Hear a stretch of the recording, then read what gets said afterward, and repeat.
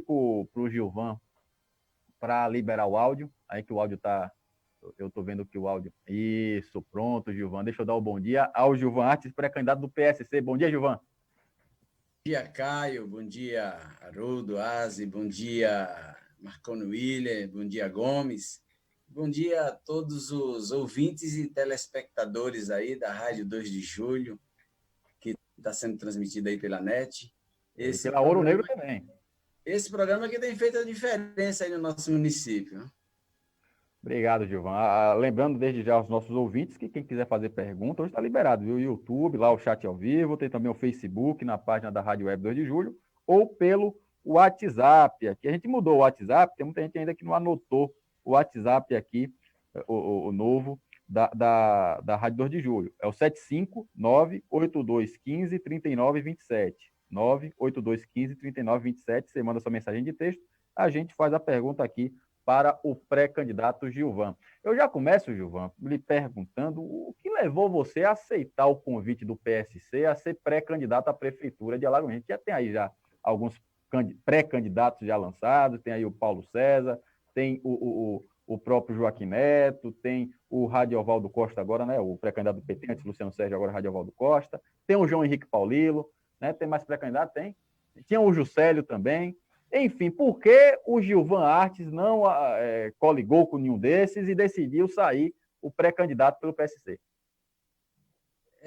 Eu sempre prezo por um princípio bíblico, que a Bíblia diz que não andarão dois juntos se não estiverem de acordo. Isso é uma lógica, né? Então, a gente tem os nossos pensamentos, nossos ideais. Eu tenho falado sempre que ninguém é obrigado a pensar igual a mim, mas eu também não tenho obrigação de pensar e agir iguais às demais pessoas. Depois, também não posso querer que as pessoas, da mesma forma que eu não exijo que as pessoas sejam iguais a mim, tenham a mesma linha de pensamento, eu também não tenho essa obrigação. 18 pré-candidatos, praticamente, a gente tinha aí até um dia desses. Eu acho que agora deve ter aí uns seis pré-candidatos. A questão do PSC, quando eu me filiei a um partido político, em 2012, eu não sabia nem como era que me filiava a um partido político. Mas a gente, durante toda a minha trajetória em Alagoinhas, eu sempre observei que a política ela tem um jeito de fazer e que esse jeito de fazer política eu nunca concordava. Eu prestei serviço para o município, conheci alguns gestores, mas nunca concordei com muitas situações, assim, muitas práticas no poder público. E em 2012, alguns amigos, Gilvan, por que você não entra na política? Rapaz, eu sempre respondia, eu não gosto de política, não, é uma coisa que não bate comigo. Isso é a maioria das pessoas, né? Os políticos, eu creio que são minoria. E a gente sempre tem aquela ideologia, a maioria das pessoas, que política não é coisa de Deus, que política não é coisa de homem de bem, que política... E eu passei a observar que se a gente não concorda com a forma de fazer política e a gente não participa ativamente da política, a gente simplesmente teremos que aceitar tudo aquilo que a política nos oferece. Eu não digo nem a política, a politicagem oferece. Daí eu resolvi me filiar a um partido político. Na época, era o último dia da filiação, era o último dia da filiação. Picolé presidente, Liguei para ele estava viajando e parou o carro na estrada e ali ele pegou o notebook e fez minha filiação, porque ali era o último dia. Participei de uma reunião lá, muito assim, de uma forma. Eu não queria na realidade, eu ainda não queria ser político, eu ainda não queria participar da política. Mas ali, naquele momento, eu resolvi colocar o meu nome como pré-candidato a vereador. Mas dentro do segmento evangélico, todas as pessoas que eu pedi o apoio, eles disseram que só aceitava me apoiar se eu fosse pré-candidato a prefeito, não a vereador.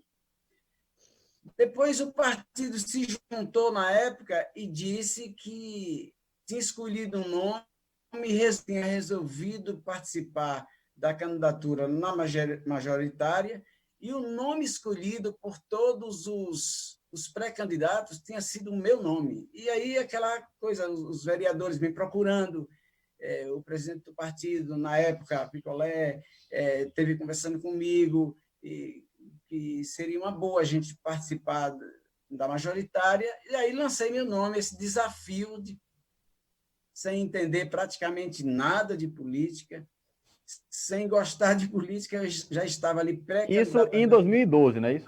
a prefeito, em 2012. Isso em 2012. Você teve o quê? 5 mil e poucos votos. 5.519 votos.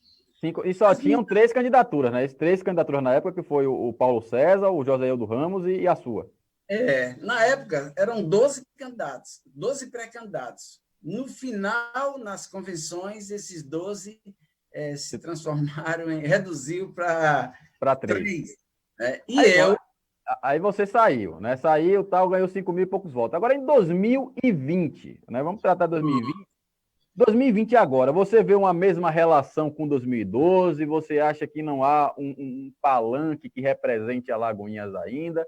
Você fala muito aí do segmento evangélico, que o segmento evangélico não tem alguém em quem confiar num momento e aí precisa realmente, se é necessária, uma pré-candidatura sua e do PSC? Veja bem, Caio, se eu visse que se tivesse algum pré-candidato ou algum futuro candidato que as ideias fossem as nossas ideias, a nossa linha de pensamento, eu não estaria candidato. Já tinha um representante.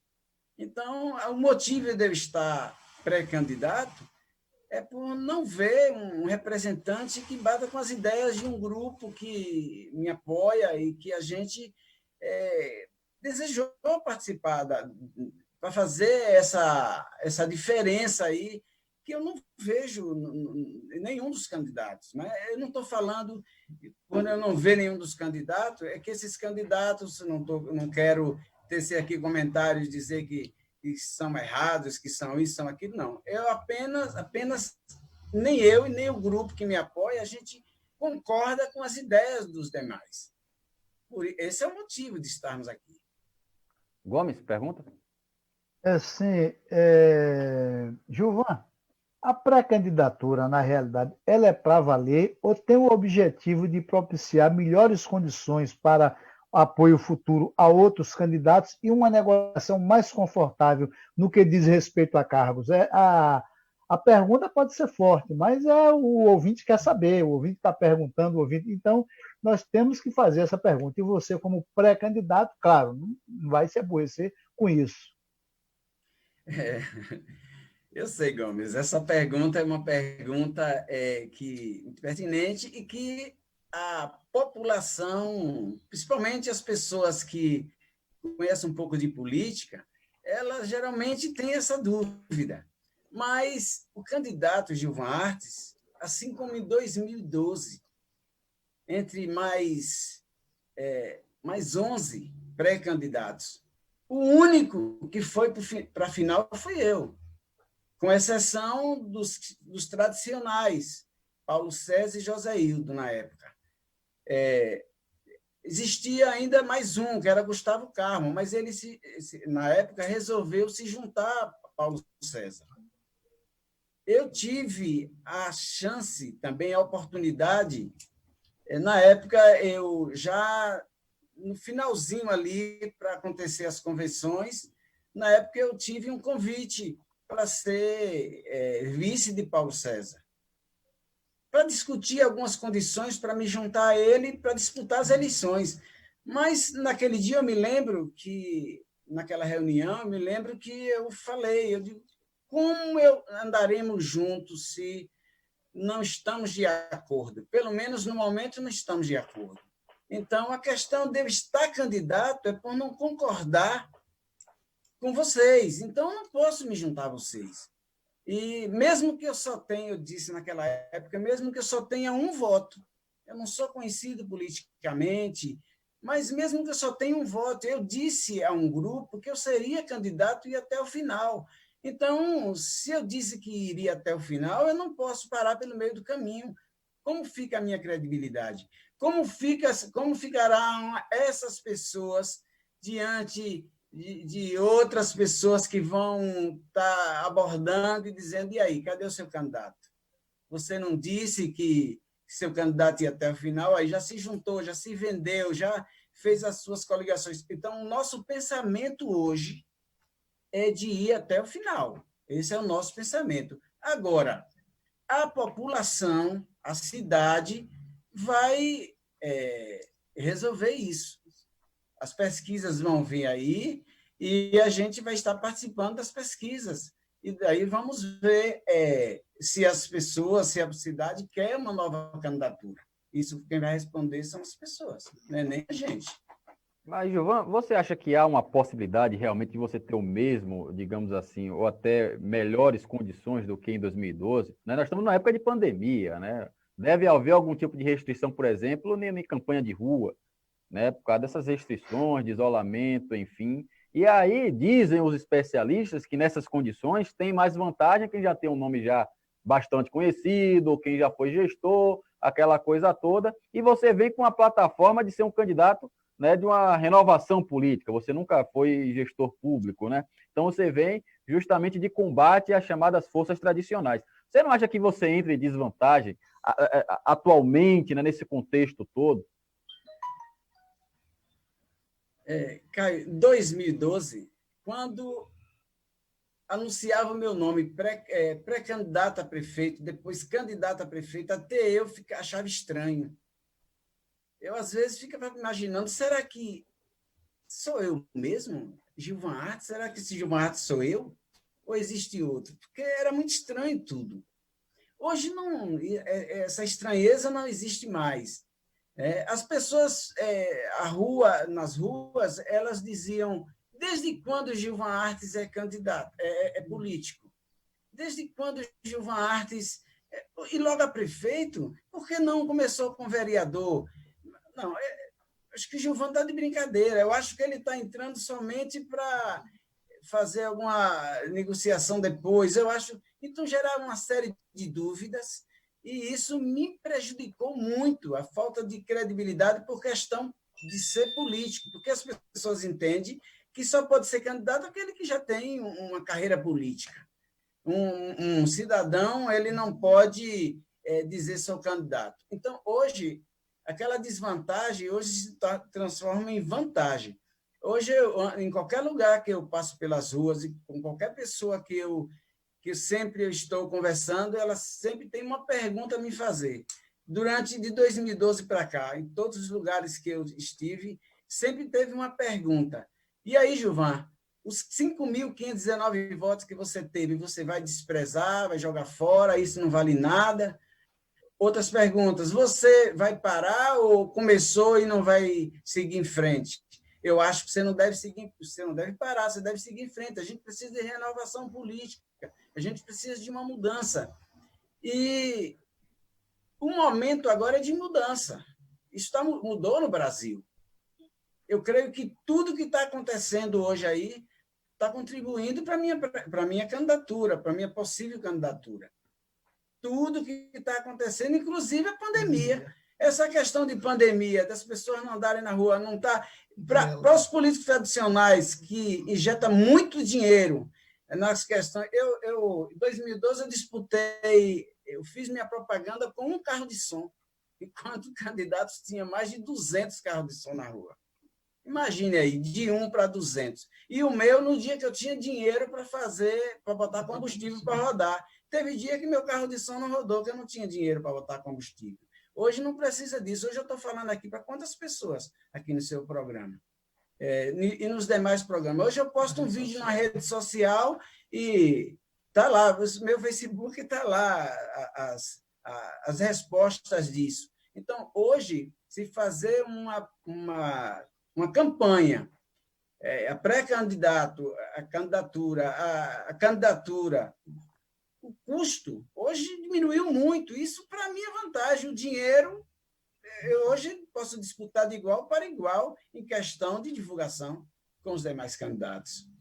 Ô, Marconi, eu estou vendo seu áudio aí desligado, mas se você tiver pergunta para fazer, por favor, me dá um sinal aí, de voz pode ser também, que a gente coloca você no ar para fazer a sua pergunta sem problema. Grande Marconi. Não, é justamente isso, Caio.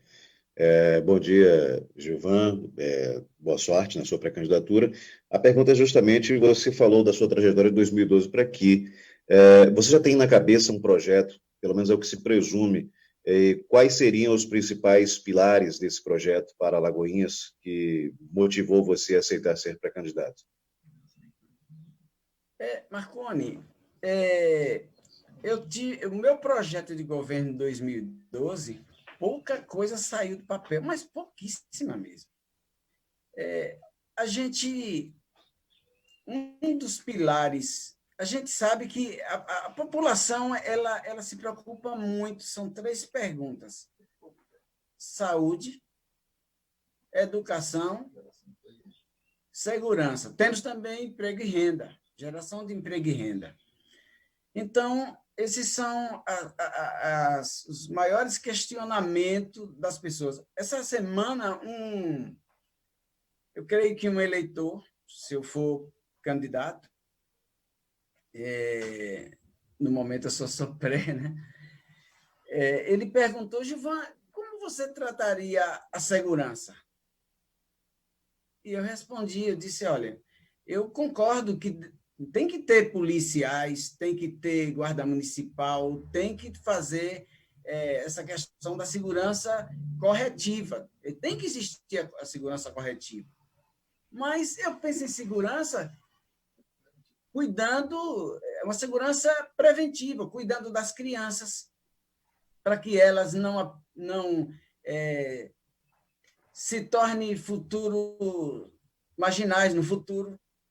Eu penso em fazer um tipo de segurança relacionado aos adolescentes, aos jovens. Isso como? Isso a gente tem os trabalhos sociais, a gente tem aí a questão do esporte, da cultura, do lazer, do entretenimento, a gente tem aí a formação de profissionais, e eu penso na formação de profissionais liberais com escolas para formar o profissional liberal, que mesmo que ele não consiga alcançar, que ele não consiga uma vaga de emprego, mas ele pode trabalhar. Eu nunca trabalhei em 40 anos, em mais de 40 anos que estou em Alagoinhas, eu nunca trabalhei de carteira assinada. Eu sempre fui autônomo. Depois me tornei empresário. Porque eu aprendi uma profissão. Então, o jovem precisa aprender uma profissão. Isso é engasgado na minha garganta. Como vai funcionar uma cidade onde os jovens não são preparados para o mercado de trabalho? Onde as crianças elas estão aí à deriva, por pais que não tiveram oportunidade de ser educados para criar os seus filhos. Como pode isso acontecer? Então, é um dos pilares que eu tenho hoje, é a preocupação com crianças, jovens, adolescentes, na prevenção para a questão da segurança pública. Ô, Gilvan, a gente vai dar uma paradinha na entrevista, a gente vai ter que ir para um rápido intervalo. Nós estamos aqui entrevistando o pré-candidato à Prefeitura de Alagoinhas pelo PSC, o Gilvan Artes, né? Ele que já foi candidato em 2012, em 2016 ficou fora aí do circuito, mas está retornando agora em 2020, apresentando sua plataforma de governo. Ô, Gilvan, muito se fala em Alagoinhas dessa questão, né, do bolsonarismo, do petismo. Você já tinha dito, né, que é bolsonarista, assume, né, que é bolsonarista. Eu vou pedir que você ligue o áudio, que está desligado. Você vai falar, ninguém vai lhe ouvir. Mas eu lhe pergunto, você é o último a entrar como a pré-candidatura, pelo menos que a gente tem visto, né, até agora, pelo menos. E várias plataformas que se colocam aí para disputar a eleição já firmaram alianças. Então, o seu leque de alianças me parece já um pouco reduzido. Além disso, você tem uma plataforma de governo que é mais, diria, à direita, né, o bolsonarismo, a defesa do bolsonarismo. Diante disso tudo, como é que você, né, pretende continuar para fazer alianças, juntar grupos? Como é que está acontecendo essa questão aí na sua pré-candidatura, Gilvan? Caio, 2012, novamente, eu disputei por sangue PSC, somente PSC, e de última hora nós fomos buscar um policial para ser nosso vice. Hoje nós temos, no momento, temos o PRTB, temos o Solidariedade e estamos em conversas com mais 2 partidos para as eleições de 2020. Então, é uma diferença muito grande. Hoje a gente já tem aí conversas de vice, de pessoas... 2012 ninguém queria ser meu vice. 2020 eu já tenho pessoas pedindo para me colocar em oração, para ver se Deus responde, para ser meu vice. Eu já tenho pessoas que já estão à disposição, se eu precisar, para ser um vice, né? Então, hoje já é diferente. Hoje a conjuntura de partido já é diferente. Hoje eu não estou sozinho, um único partido, né? A gente tem aí alguns pré-candidatos, né? Temos o Antônio Moraes, que desistiu para me ceder a vaga para ser pré-candidato no nome dele. Um abraço ao amigo, o irmão Antônio Moraes. Temos Cardim, que colocou o nome dele aí também como pré-candidato. Cardim manifestou apoio aí para andar com a gente, né? Já está aí trabalhando em cima da pré-candidatura. Hoje a história está um pouco bem diferente. Eu estou muito feliz, eu estou muito otimista com tudo que está acontecendo, cara. O Jean está perguntando aqui se essa questão da ideologia, você não acha que isso vai atrapalhar a sua pré-candidatura, essa questão da defesa do bolsonarismo? Veja bem, se atrapalha eu estar com alguém que defende a família, que defende os bons costumes, que defende, que está batendo de frente com a corrupção. Se eu estando de acordo com uma pessoa que está fazendo o trabalho que Bolsonaro está fazendo no Brasil, infelizmente, eu não posso fazer nada. Eu não posso não tem como se agradar a todos. Jesus veio aqui e não agradou a todos. Como é que eu vou agradar? Ele só fez o bem. Eu, às vezes, ainda respondo com uma certa indelicadeza com algumas pessoas. Eu, às vezes, cometo erros. Jesus, que não cometeu nenhum erro, ele teve problemas das pessoas não aceitarem ele. Imagine eu. Agora, eu não vou sair daquilo que eu acredito, que eu creio, que eu penso, para poder estar contando mentira, história, dizendo que vou agradar um ou outro que não concorda comigo. Infelizmente, sou conservador, sou de direita, sou bolsonarista, né? Então, eu não... É isso aí que eu sou o que sou. Gomes? Gilvan, a estrutura partidária que o seu partido tem, porque é muito importante a estrutura partidária, vê-se que às vezes o candidato tem viabilidade, mas a estrutura não permite ele chegar, né? Então, a estrutura que é disponível pelo partido seu permite que você leve à frente a candidatura realmente, ou ela se trata de um balão de ensaio pensando em 2024 você consolidar esse projeto que faz o lançamento agora? Gomes, de novo, que eu tenho como parâmetro 2012. 2012 é perto das convenções, houve uma reunião com todos os vereadores do nosso partido e todos que diziam que me queriam como candidato, eu não sei qual foi o motivo, tinham me tentado me levar para me juntar com alguns outros candidatos, e eu disse que não me juntaria, que levaria a candidatura se eu entrei para ser um candidato, se o pensamento era ser um candidato a prefeito, eu não ia estar fazendo isso para barganhar alguma coisa. Isso não é do meu feitio. Então, depois de várias tentativas, fizeram uma reunião e tentaram arrancar minha candidatura. Mas o PSC, eu me lembro que o presidente estadual teve em Alagoinhas, bateu na mesa e disse: se já foi colocado, já foi decidido que Gilvan seria o candidato a prefeito, isso está consumado, só Deus pode mudar isso aqui. Bateu na mesa e minha candidatura foi à frente. Então, eu vejo como um dos únicos partidos que pode levar uma candidatura à frente para 2020. 2016, com Márcio Reis, a mesma coisa. Então, 2020, acho que não tem dúvida para ninguém. Isso não pode gerar nenhuma dúvida para alguém. Ô, Gilvan, aqui em Alagoinhas, né, as pré-candidaturas geralmente têm um padrinho, né, pelo menos as grandes pré-candidaturas, né, o PT tem aí o governador Rui Costa, né, tem o José Ildo, o Paulo César tem o padrinho dele, que é o Paulo Aze, né, o Joaquim tem o Otto Alencar.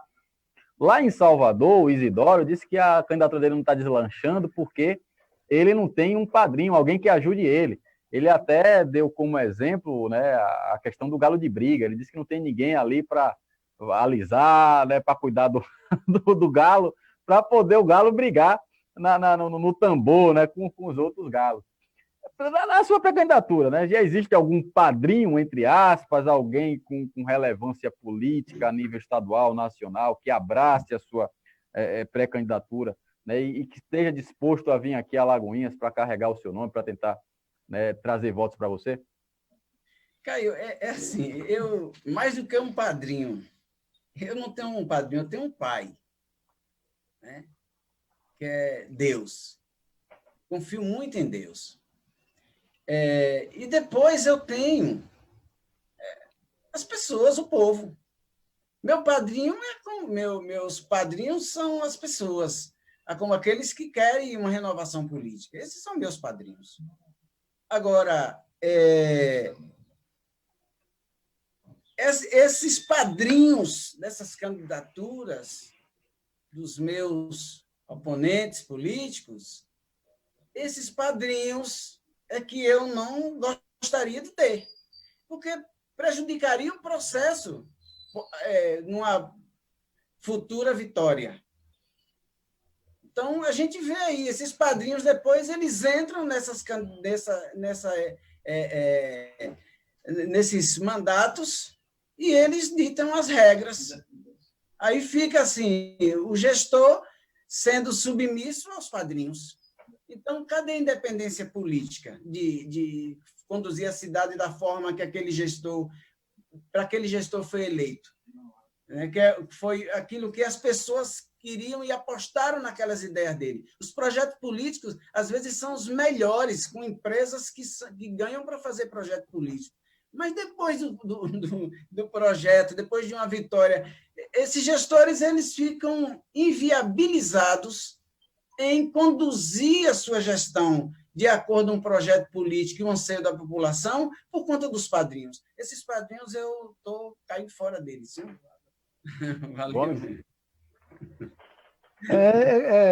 Dificuldades você vai encontrar. Você falou a respeito de 18 pré-candidaturas, né? Hoje eu fiz um levantamento aqui muito rápido, nós temos ou 6 ou 5. Eu próprio fico em dúvida, porque o Jonathan, que rompeu a aliança que estava fazendo, anda sumido, não sei se ele é mais pré-candidato, mas caso ele mantenha a pré-candidatura dele, eu só encontrei, fiz aqui, passei um pente, Caio, só encontrei 6 candidaturas, né? 6, porque não estou contando com a de Juscelio, porque diante do que prevê, né, uma resolução que foi editada no mês de julho pelo PDT, ele não tem chance, porque na convenção não passará o seu nome. Então, nós teremos basicamente, a não ser que surja outra candidatura daqui, pré-candidatura que se transforma em candidatura daqui até lá, que é o Radiola, pelo PDT, é o Paulo César, não é?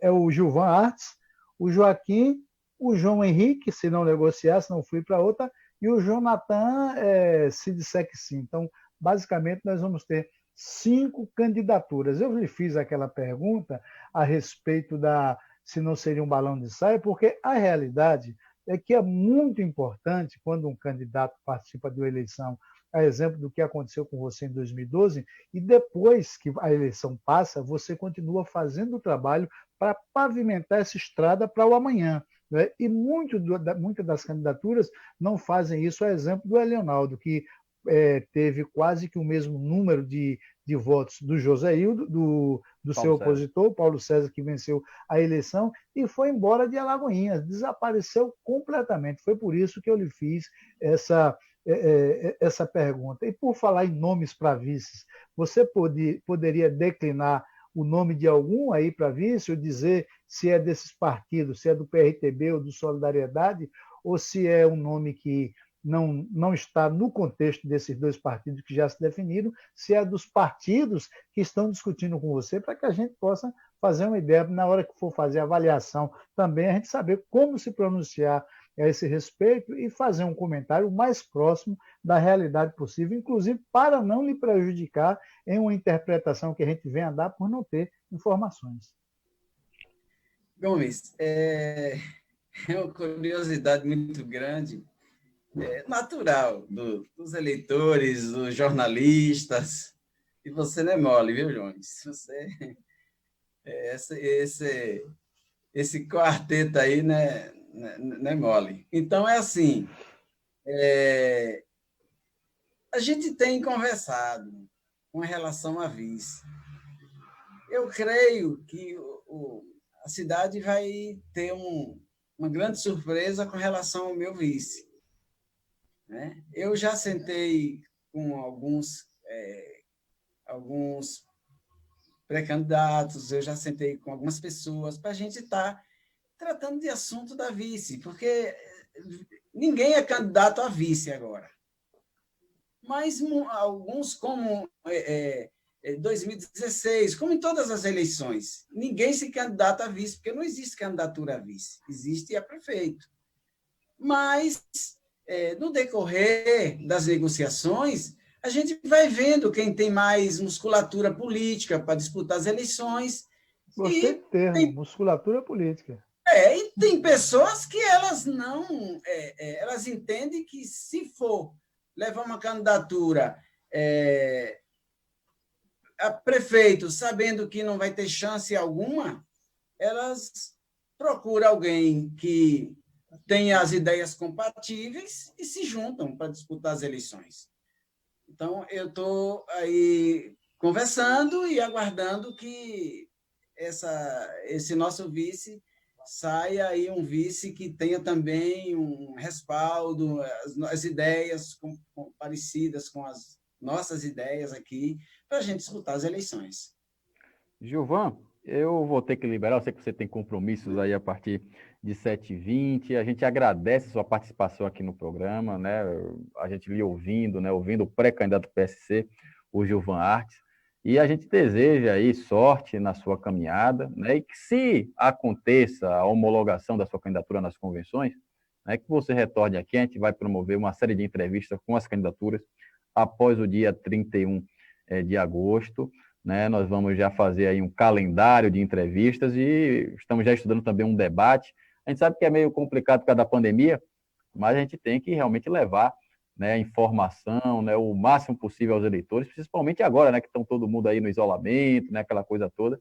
Então, a gente precisa, né, debater o máximo possível o processo eleitoral de Alagoinhas. Né? Eu lhe agradeço a sua participação e deixo você à vontade para as suas considerações finais. É isso aí, Caio. Se não fosse a pandemia, eu estaria agora aí com vocês no estúdio. Verdade. A pandemia a gente está fazendo aqui à distância, e a internet está dando essa condição para a gente fazer. A tecnologia está nos proporcionando um momento como esse aqui. Eu só tenho a agradecer muito a vocês, né, que tem abrido espaço para a gente poder estar nos expressando, falando daquilo que a gente pensa, imagina com a situação, com relação ao município. Eu quero deixar aqui só algo assim que eu tenho pensado muito nos últimos tempos. Uma inversão de valores que existe com relação a quando uma pessoa ela é eleita pelo povo. Ela se coloca no lugar de autoridade máxima do município, quando é na majoritária, e elas entendem que, como se fosse o patrão do povo, ele é quem tem que ditar as ordens, ele é quem tem que fazer com que as pessoas obedeçam às ordens que eles emitem, as leis que são criadas juntamente com a Câmara. Então, são pessoas que não entenderam ainda que um gestor público ele é um serviçal, ele é um funcionário público, igual qualquer um outro, e que ele tem que respeitar mais a população, ele tem que ouvir mais a população, do menor ao maior, porque o mesmo voto que tem de uma pessoa que tem muito dinheiro tem o mesmo valor de uma pessoa que não tem nem pão para comer. Hoje, por exemplo, ele vai lá, ainda com fome, vota, o voto dele tem o mesmo valor. Então, deixar para a população que se minha candidatura for consolidada, eu irei tomar esse lugar de servo da cidade, não um mandante, mas um ouvidor, uma pessoa para ouvir, saber dos anseios da população, e a gente juntamente com o povo, com vocês, com todos, a cidade poder destinar o destino exato que ela quer.